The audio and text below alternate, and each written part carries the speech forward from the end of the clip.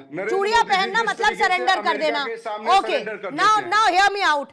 आपके घर में महिलाएं हैं? अरे आजकल पुरुष भी चूड़ियां पहनते हैं। आजकल पुरुष भी आपके घर में महिलाएं हैं? अरे पुरुष भी चूड़ियां आपके घर में महिलाएं हैं? अरे पर्सनल की होने की जरूरत अरे नहीं, क्योंकि आप पर्सनल हुए। चूड़ियां पहनना मतलब सरेंडर कर देना। कौन सी किताब में पढ़ के आ गए भाई? नहीं, चूड़ियां पहनना कौन सी किताब में पढ़कर आ गए आप?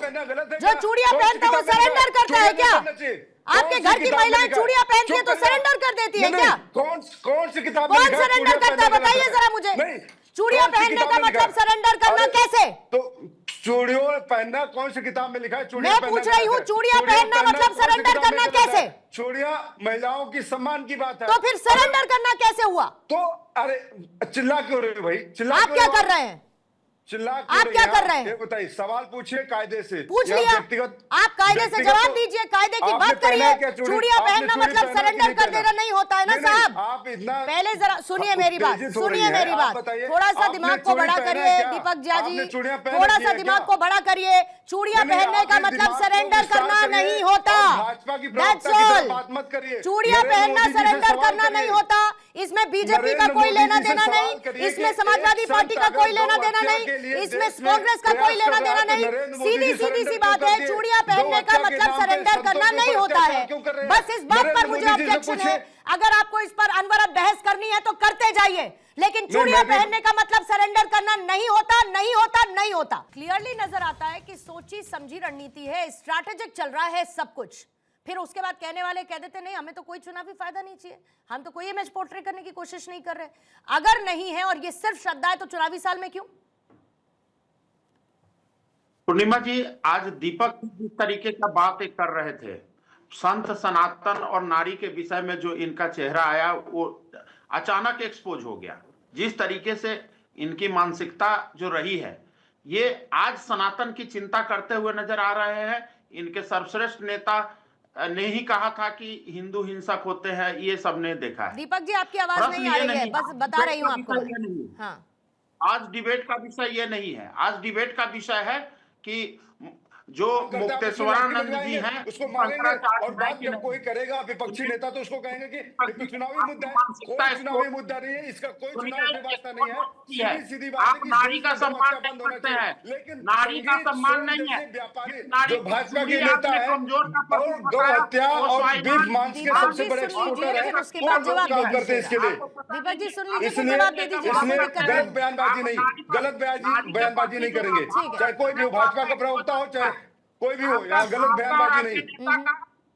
चूड़ियां पहनना एक श्रृंगार होता है, महिलाओं का श्रृंगार है। तो क्या सरकार अभी थोड़ी देर पहले या तो मैंने नहीं या तो अरे दीपक जी सुनिए ना, जस्टिफाई करना बंद करिए, क्योंकि मैंने आपसे सीधा सवाल पूछा था चूड़ियां पहनने का मतलब, तो आपने स्वयं कहा सरेंडर करना।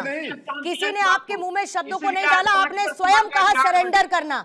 अब आप उसे नारी का श्रृंगार बता रहे हैं। अब आप बता रहे हैं, जब उस पर मैंने ऑब्जेक्शन किया, अब आप बता रहे हैं आपने पहले कहा सरेंडर करना, और बहस इस पर नहीं है, इसीलिए इस पर और समय जाया नहीं करूंगी, इस पर और समय जाया नहीं करूंगी दीपक झा जी। बहस इस पर नहीं है, बहस का मुद्दा ये नहीं है।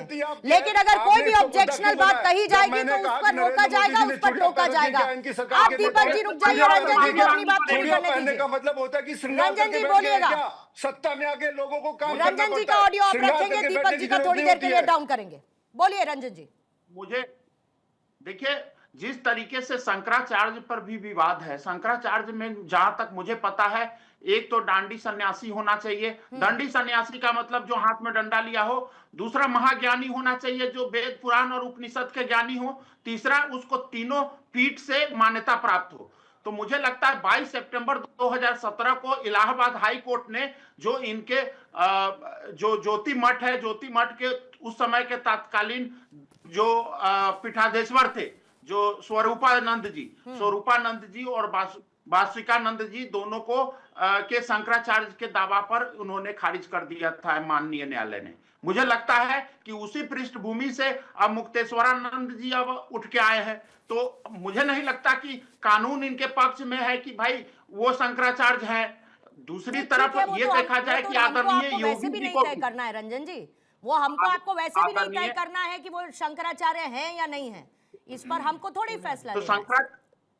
नहीं, बिल्कुल नहीं लेना है। तो उस हाँ। प्रोटोकॉल को वो खोजते क्यों है मेला के अंदर, चाहे कहीं भी? उस प्रोटोकॉल को खोजना भी नहीं चाहिए। मुझे लगता है कि आदरणीय योगी जी को भी ये शब्द नहीं बोलना चाहिए, क्योंकि हाँ, मुझे मालूम है कि बहुत सारे ऐसे धर्म गुरु रहे हैं विभिन्न धर्मों में जो अनुकरणीय कार्य नहीं किए हैं पीछे के दिनों में। लेकिन इसका मतलब ये नहीं कि किसी संत के लिए वो काली नेमी जैसा शब्द का प्रयोग करे। तो मुझे व्यक्तिगत रूप से आदरणीय योगी जी से इस बात पर भी ऑब्जेक्शन है कि उनको नहीं कहना चाहिए। ये एक लड़ाई है, ये उनकी दोनों की जिद है, तो जिद को आपस में रखे। लेकिन मुझे लगता है पूर्णिमा जी कि इस पर राजनीति करने का विषय नहीं है, डिबेट का विषय नहीं है, बल्कि सनातन और संविधान दोनों से मानव धर्म की रक्षा करने की जरूरत है। जी पूर्णिमा, 1 मिनट दे रही हूँ, 1 मिनट का टाइमर रखेंगे मैथिल जी के लिए, फिर कटियार साहब आपके पास आ रहे हो, दीपक जी फिर आपके पास आते। धन्यवाद। देखिए, दीपक झा जी ने अपनी स्टेटमेंट में कहा कि जो अभिमुक्तेश्वरानंद जी हैं वो गौ हत्या के प्रतिबंध की बात कर रहे हैं। तो मैं पहले तो आपके दर्शकों को बता दूं कि श्रद्धेय अटल जी ने 2003 में सेंट्रल लेजिस्लेशन, केंद्रीय कानून लाने की कोशिश की थी। उनको इन्हीं कांग्रेसियों ने उसको गिराया था। एक बात और, आर्टिकल 48 के अंदर अटल जी सदैव ये कहते थे कि गौ हत्या जो है प्रतिबंधित होनी चाहिए। लेकिन बात यहां पर कालनेमी की जो आई थी, कालनेमी की बात आने के बाद आपको सामने दिखाई दे गया, देश की महिलाओं का अपमान करने वाला कौन? कालनेमी सामने बैठे हैं। उसके अलावा हर मुद्दे में राजनीति ढूंढने वाला कौन? कालनेमी सामने बैठे हैं। हिंदुओं की एकता को तोड़ने की कोशिश करने वाले कौन? वो सामने बैठे हैं। और एक बात, इतने विराट कुंभ को कलंकित करने की कोशिश करने वाले कौन थे? सामने बैठे हैं। और अब माघ मेले में नई नई परंपराएं चलाकर प्रशासन से टकराव कर कर एक सनातन के अंदर जो एक, मैं ये कहूं कि टकराव पैदा करने की कोशिश करने वाले कौन है? वो सामने बैठे हैं। तो श्रद्धेय मुख्यमंत्री योगी आदित्यनाथ जी ने जिस कालनेमी के विषय में इंगित किया था, वो वही लोग हैं जो सनातन की एकता तोड़ना चाहते हैं, नाना प्रकार से आडंबर कर कर विपक्ष को बलि करने की कोशिश करना चाहते हैं और हिंदुओं की एकता को तोड़ना चाहते हैं। लेकिन हिंदू टूटने वाला नहीं है। उनको दिख रहा है कि कौन सच्चा है और कौन झूठा है। ठीक है कटियार साहब, सारी चीजों को देखकर ऐसा लगता है कि ये बहुत जानबूझकर फैलाया जा रहा भ्रम है। अब इससे किसको फायदा मिलना है, किसका नहीं, किसका चुनावी फायदा है, नुकसान, मैं उस पर नहीं जा रही। लेकिन अगर ये भ्रम फैलाने की कोशिश नहीं होती तो क्या इसको एक वास्तविक प्रशासनिक चूक के तौर पर नहीं देखना चाहिए? क्या आप ये मान लीजिए कि किसी का व्यक्तिगत प्रोटोकॉल किसी व्यवस्था से बड़ा हो सकता है? इसको जानबूझकर क्या बड़ा करने की कोशिश नहीं की गई है? अब उसके पीछे जो भी वजह हो, लेकिन ऐसा लगता है कि जानबूझकर इस मुद्दे को बड़ा करने की कोशिश हो रही है। 1 मिनट का टाइमर रख रही हूं कटियार साहब। नहीं पूर्णिमा जी, जो ये अभिमुक्तेश्वरानंद महाराज है, इनके जो आप उत्तराधिकारी हैं स्वामी स्वरूपानंद सरस्वती साहब के, वो भी स्वतंत्रता संग्राम सेनानी थे। उनके प्रति भी आरएसएस और भाजपा का रवैया हमेशा गलत रहा, नकारात्मक रहा। जब राम मंदिर की बात आई तब भी मामला रहा।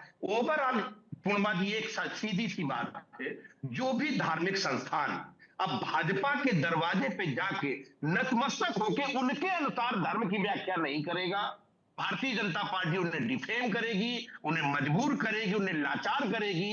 ये बात अब इस देश के आम आदमी को समझ में आ गया है, ये चलने का नहीं है। आरएसएस और ये देश की सत्ता, इन्हें ना धर्म से मतलब है ना समाज से मतलब है। इन्हें सत्ता में बने रहने के लिए हर चीज का इस्तेमाल करेंगे। धर्म की राजनीति करके कांग्रेस सत्ता तक पहुंची है, और कोई और इनको घेर कर अपनी सत्ता को प्रबल करने की कोशिश नहीं करेगा। नहीं, दोबारा सवाल करें प्लीज। मैंने कहा कि कोई और इनके खिलाफ बात करके अपनी सत्ता को प्रबल करने की कोशिश नहीं करेगा। नहीं पूर्णिमा जी, और कोई दल भारत में राजनीति को धर्म का हथियार मानता ही नहीं है। अच्छा, धर्म को राजनीति में लेके आके उसी पे सवार होके सत्ता तक का रास्ता सिर्फ भाजपा ने तय किया है और किसी दल ने नहीं। भक्तों की हत्या किसने की? 2015 में बनारस के अंदर इन्हीं अभिमुक्तेश्वरानंद को लाठियों से कितने पीटा, ये बताओ जरा। और साथ ही साथ ये तो बता दो मुझको कि वो कौन लोग थे जो ये कह रहे थे दोबारा सत्ता में आएंगे तो फिर गोलियां चलवाएंगे। अच्छा नहीं लगता है किसी दूसरे दल पे किसी दूसरे संगठन पे सवाल करके आप अपनी मतलब परछाई आपके को साफ कुकर्मों करने को का यहाँ पर नहीं, यदि नहीं, मैंने नहीं। बता दिया कि ओहो, राम भक्तों के हत्यारे बैठन हो, साहब आप इतने साधुओं को बेचैन लाठियों मत से ना करो। पीटते हो, ये आपको जो गौशाला चरित्र से है आपका, बदबू आती है, ये सत्ता का आपको धर्म इफ्तारी आपके कराने व्यवहार में दिखाई का देता है। एक बहुत चाव है। आपने कभी आप- नवरात्रि की पूजा नहीं करी, उर्मा कभी जी, आप दीपावली बिल्कुल की बोलिए, पूजा ब्रेक नहीं ले करी, लीजिए थोड़ा। कभी ठीक होली है। की शुभकामनाएं जवाब तो नहीं देने दी। दीजिए। उसके मतलब बाद ये- भी आप ये- यहाँ बैठ के ये- ज्ञान बांट रहे हैं। ठीक है, हो- अखिलेश जी बोलिएगा, जल्दी बोलिएगा, फिर उसके बाद दीपक जी के पास जाना है, मुझे खत्म करूंगी फिर चर्चा। मुझे कुछ नहीं बोलना। कुछ है ही नहीं आपके पास, कुछ नहीं है। नहीं नहीं, उन्होंने तो इसी बात का मैथिल साहब ने जिक्र किया ना अखिलेश जी, कि कैसे समाजवादी पार्टी बोलिए ना यहाँ पर भी विरोधी वो नजर हत्या आई। प्रतिबंधित होनी चाहिए। बोलिए, चलिए बोलिए, आपके संभल के सांसद मानेंगे? बताइए, मुरादाबाद के सांसद मानेगा? ये बताइए आप मुझे। भारत के टुकड़े होंगे, चार इंशाल्लाह चिल्लाने वालों का समर्थन आप करते हो। आप संभल की हिंसा में पुलिस वालों पे गोली चलाने वालों के साथ खड़े होते हो। आप मुजफ्फरनगर के दंगे में हिंदुओं को कटवाने वाले को महिमा मंडित करते हो।